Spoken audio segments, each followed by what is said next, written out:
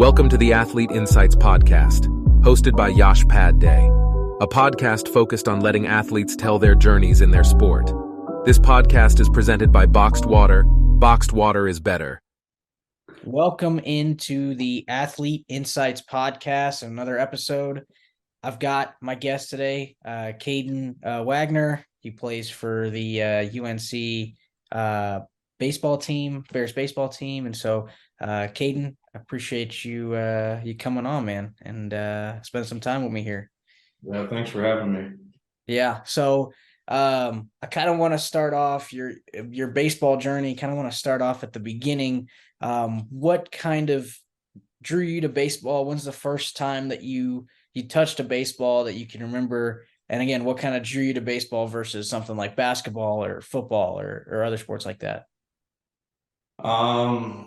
I would say what drew me to baseball is probably my dad and my older brother. Mm-hmm. I have three other brothers and we all play baseball, come from a baseball background, a baseball family. So I can imagine that before I could even walk, I had a bat or a ball in my hand. Okay.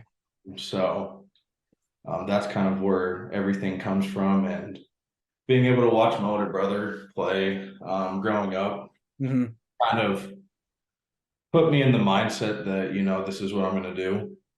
Yeah. This is what I like. Yeah. Your family, your brother, your dad, kind of your family helped to influence your passion into baseball. Did you play any other sports growing up? Or yeah, for a short time I played basketball. I was absolutely terrible at that. But I also played football for a good amount of time as well. Okay.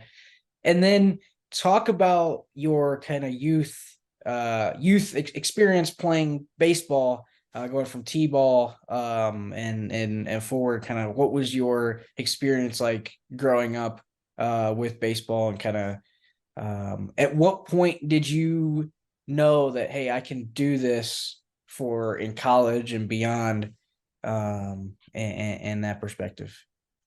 Mine was a little bit different. Once again, because of my older brother, he is 7.5 years older than me. Okay. So I was younger when he was even in high school. We grew up, or I'm from a small town in Northeast Colorado called Sterling, Colorado. And we actually moved from Sterling up to Brighton when he was going into his junior year of high school. Okay.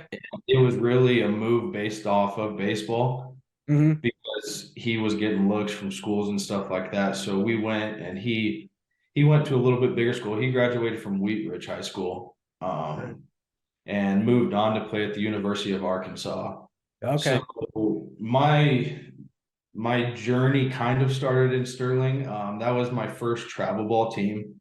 Okay. We would drive up to Denver for tournaments on the weekends, and we did a little bit of traveling here and there. But then once we moved up to Brighton, that's kind of when everything really took off for me, I guess. Yep. I was on a pretty elite, I guess you could say, travel ball team at a young age, and we kind of went all over the United States. Okay. Playing different travel ball tournaments and stuff like that. And my dad and my mom were right in the middle of it, every step of the way, kind of guiding us on the path to what we needed to do in order to put us in a position to be successful. Yeah. So is there any specific moment that you can recall when you're playing? This is pre-high school. We'll get to the high school portion next year, but pre-high school, when you were playing youth baseball, is there any moment that you could recall where you were like, okay, I feel like I'm confident that I can do this at the next level and beyond? I would say, there was this tournament called the Triple Crown World Series or something like that. Okay. It was a big tournament that teams from all over the U.S. came and played every single year. And, it was either in Park City, Utah, or Steamboat, Colorado. And like these were the best of the best teams. And, going out there and having success at a young age, Yeah. it kind of drove my passion for the game Mm-hmm. and made me come to realization that this is something that, I want to do. Mm-hmm. I want to go after. And at this time, I'm still watching my older brother play high school and go on to play college. And that kind of drove me even more to do what I do now. Mm-hmm. So And now I want to kind of transition to your high school experience. Can you expand on that? Kind of how your high school experience was playing a baseball through your 4 years there? yeah, so once my brother graduated high school and went on to college, we actually moved from Brighton to Parker, Colorado. Okay. And I went to Regis Jesuit High School Okay. and for Coach Dar. Mm-hmm. And my decision to go to Regis was pretty much solely based off of baseball. It's a good baseball program in the Yep. state of Colorado. Mm-hmm. So I wanted to put myself in a position there Yep. to kind of excel myself to go to the next level. Um, for me, it was a little bit different because I was a late bloomer, Mm-hmm. believe it or not. So my recruiting process and all that didn't really start until my junior year when Yep. I started to grow and kind of develop. Mm-hmm. And then once size got put on and stuff like that is when I really started to come to the realization that the next level is very realistic. Hey folks, if you haven't heard, I've partnered with Boxed Water. Boxed water is better because it's made from 92% renewable material. It also comes in a variety of flavors such as grapefruit, cucumber, lemon, and their newest summer flavor, watermelon. So head on over to boxedwaterisbetter.com and grab some boxed water for yourself today. Now, let's get back to the episode. You ended up talk about that. You touched on your recruiting process a little bit. Can you talk about that a little bit more? Kind of your recruiting process, how that process went down, and kind of what you went to Penn State to start out, and then you transferred back to UNC. So talk about your thought process or what your thought process was in high school when you decided on Penn State. Yeah, man. Like I said, I was a late bloomer, so my Yep. recruiting process kind of started a little late. Yep. Um, the hours put into it in the cage, in the gym, taking ground balls, all that stuff. And once again, I was still on these travel ball teams in high school playing summer ball and fall ball. Yeah. Georgia and Texas. I played for Team Georgia out in Georgia. I played for USA Prime national team in Texas. Yeah. Or all these big Power Five guys were on the same team. Going and winning nearly every single tournament. Yeah. So being on those teams definitely helped Mm-hmm. because all those schools they come and watch teams where there's a bunch of dudes on them. Yeah. And finally, me growing into my body and, developing as a player and showing certain skill sets that, you know, project at the next level is kind of what got me to Penn State. Mm-hmm. I remember specifically, I committed late just because I wanted to kind of ride out to see what options were on the table. Mm-hmm. I wasn't one of those kids, that was going to commit super early. Yep. Just because of I wasn't developed at that point in time. Where Yeah, you nowadays, wanted to play the field and kind of see what options you were getting, pretty much, right? absolutely, and Yeah. I felt that Penn State was a good option for me at the time. I wasn't too bothered coming from Colorado high school baseball, playing in the cold, so I knew what I was getting myself into there. Mm-hmm. It's the Big Ten, Yeah. and it was And you go to Penn State. Um, you're I mean, you transferred in 2022, right? Yep.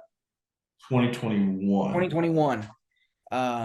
So you transfer back to UNC, and kind of talk about this is a two-part question. Kind of when you first got to Penn State, what did you notice was the biggest difference between the high school game versus the college game? Because I've talked to a lot of athletes. I talked to your former teammate Shaden Kubo as well, and he noted various differences between playing in college and the way the college game is structured versus how the high school game. So I wanted to get your perspective on that as well. You know, the biggest difference for me, Mm-hmm. I'd say probably everyone Okay. from high school to college, is physicality. Okay. Yeah. Um, you know, in high school, you got maybe one, two, three kids on a team that are going to go and play at the next level. Yep.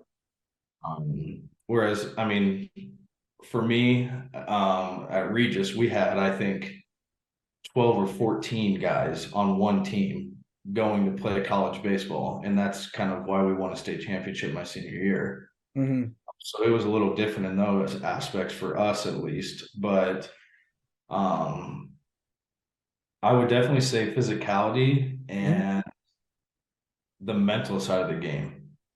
Um, you can't ride out your highs and you can't steep down at your low points. Yeah. You got to kind of learn to be pretty level headed and, stay on you. Mm-hmm. You can't ride out the flows of the game Mm-hmm. because it's a game that's built on failure. Yeah. You got to learn how to stay within yourself and kind of just play the game. Yeah. And Um, me, I can definitely draw some parallels to that. I mean, obviously, playing golf, a lot of our baseball team plays golf. And so you can draw that parallel, and like golf is also built on, like, you're never going to get the perfect round every time. You got to keep growing and keep ebbing. And so you talked about, like, and you just mentioned there kind of how it's built on that failure that we're talking about, and how mentally taxing and how mentally tough that can be. How much would you say baseball is physical and the physicality of it versus how much would you say it's mental, more mental? I'd say I'd say at the college level, it's 10 to 15% physical. Mm-hmm. Because if you're not strong, fast, Yeah. physical, you're definitely going to get exposed Mm-hmm. um, from that side of things. But I'd say it's 85-90% mental Yeah. because no matter how big, strong, fast, whatever you are, Mm-hmm. you're still going to fail. Yeah. Yeah. You're bound for it. So Mm-hmm. like I said, you got to find a way where you can digest what's going on in the moment, move on from it, Yep. and not allow the game to speed up on you. Mm-hmm. Because once again, you allow things to speed up on you, and failure is even more likely at that point. Mm-hmm. So, And kind of going back to your college, your early college experience, like we mentioned, you went from Penn State now at UNC. What's the biggest difference that you've noticed from being at a Power Five like Penn State in the Big Ten versus being at UNC where we're in the Summit League, and kind of a non-Power Five? What's the biggest biggest change that you've noticed between the two experiences that you've had? in terms of the school itself, Mm-hmm. Penn State obviously has 50 some thousand kids Yeah. on campus. Yeah. You turn a corner anywhere, walk into class, and you see strangers every single day. Yeah.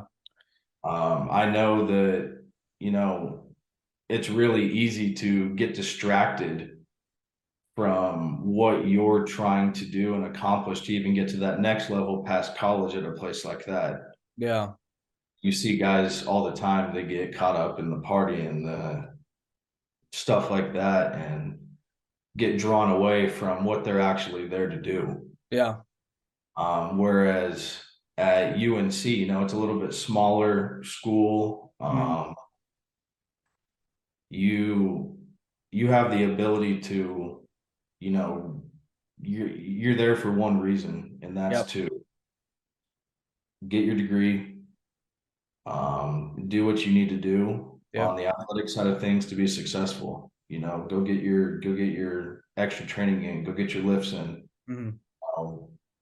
When it's practice time, be there early, get there for early work. Yep. It's much easier without those outside distractions to get done what you need to get done.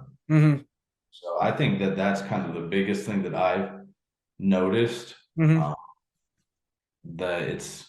it's not as easy to get distracted. Yeah. And with our staff now, our staff's great. Coach A and Coach Opitz and Ortiz and Orbach, they're always there, for whatever we need. Extra work wise, we need to go in, do some film review or something like that, just talk through things, and they're very, very helpful in that sense to talk us through things that are going to help us be successful and help the team win. But also, things that are going to propel us and give us a shot to get to the next level to play pro ball even too. And you transitioned well into kind of my next portion of what I was going to talk to you about is going into that, I'm like you've been talking about going into pro ball and playing professional baseball. This is a question that I've asked a couple of the athletes in terms of, in regards to the MLB, which team, when you look at the league itself, Major League Baseball, which team would you say would be the best fit for you, if they were to pick you up? Man, it's hard to go play pro ball. A lot of things got to align. Yep. So really my answer is any of them. Any of them? Okay. Any of them. Yeah. Whoever's going to give you a shot at the end of the day, go and continue to play and prove yourself every single day. Yeah. And that's a good life mentality to have too, right? You got to be open to all different kinds of opportunities and adapt to different situations and different circumstances. And now you're playing in North Carolina for the Boone Bigfoot. So kind of walk us through kind of your experience playing summer ball in college and playing in Boone, playing in North Carolina. Kind of just talk us through that and kind of expand about your experiences on that. No, it's been great out here. We're in the Coastal Plains League, which is a top 3 league for summer collegiate baseball. Yep. So, you in the mornings, we play at night every night, either 6 o'clock or 6:30, 7 o'clock, somewhere around there. So in the mornings, you kind of wake up, you go get your lifts in, you go do early work, get whatever you need to get in to get ready for the games every night. And every single team out here draws a pretty good crowd. So, every night you're playing in front of a couple thousand people. Yeah. And the atmospheres are they're great. Whether you're on the road, getting heckled by other fans, or you're at home and you hear your fans going crazy, but also on the side of, there's a lot of good players in this league. Yeah. So like I said, at times it can be challenging, and learning how to deal with that from the mental side of thing and the physical side of things. It just helps you grow as a player and continue to advance. And with it being a top 3 league, there's scouts and stuff at every game. So just continuing to make sure that you're doing everything right, going about your business the right way, Yep. showing what you're capable of. Mhm. It's all part of the process and it's huge. So Yeah, and like you've mentioned before, like playing in those leagues and playing like you said in a top three summer league there kind of helps you to like when you talk about moving and playing pro baseball, you mentioned the toughness that it takes to get there.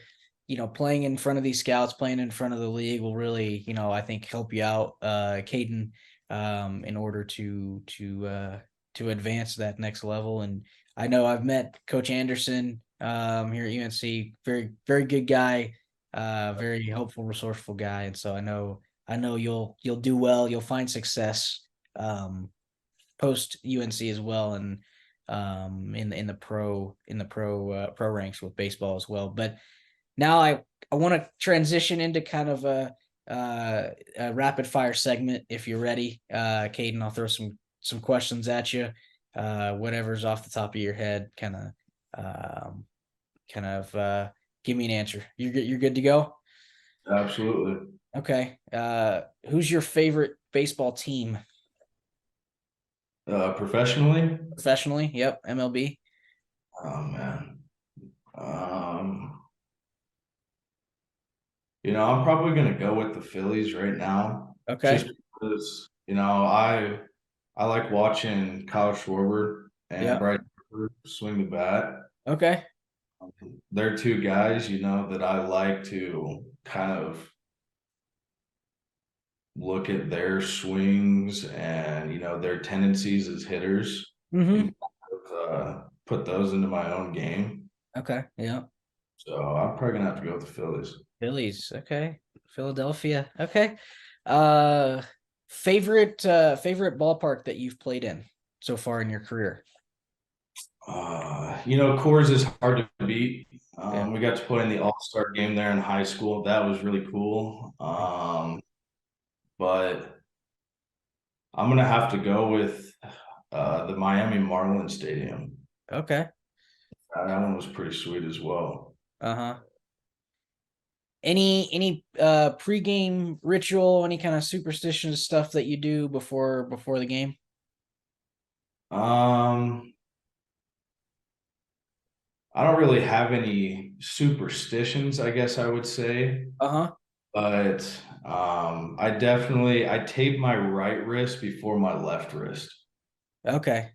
So Okay. Yeah, you could consider that maybe a little bit, but a little ritual, a little superstitious, but and then toughest pitcher that you faced in college? oh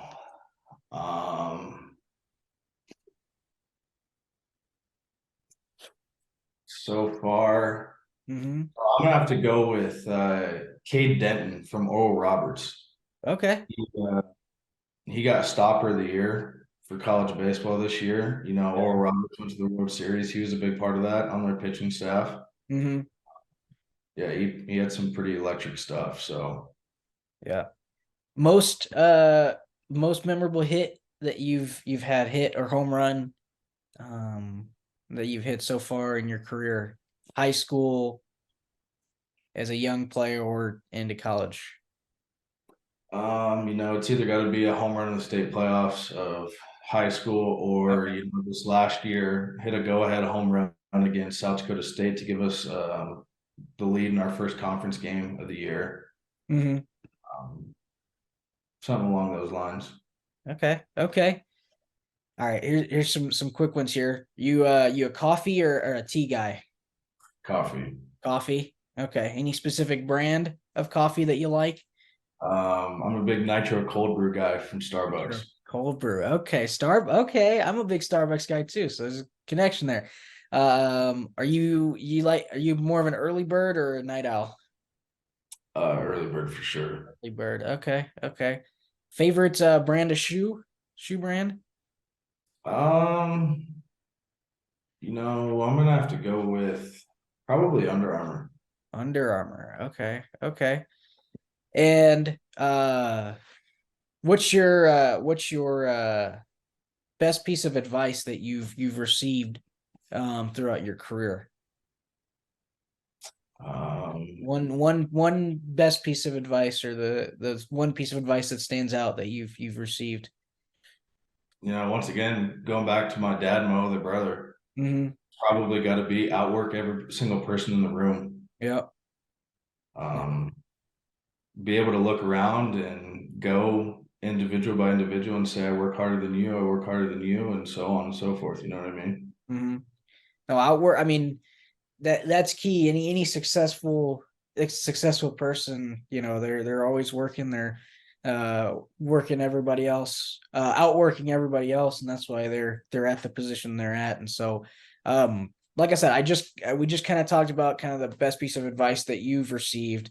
But I want this podcast, or the meaning behind the podcast was to try to get my guests to like provide advice and like help out and mentor the next generation, the youth that's coming up into the ranks and the high school. And so kind of want to turn that question on you: is what kind of advice would you give to a youth baseball player, or somebody that's just coming into high school and that wants to play at the college level, wants to be a state champion at the high school level like you were, wants to further their career in baseball? What kind of advice would you give them personally?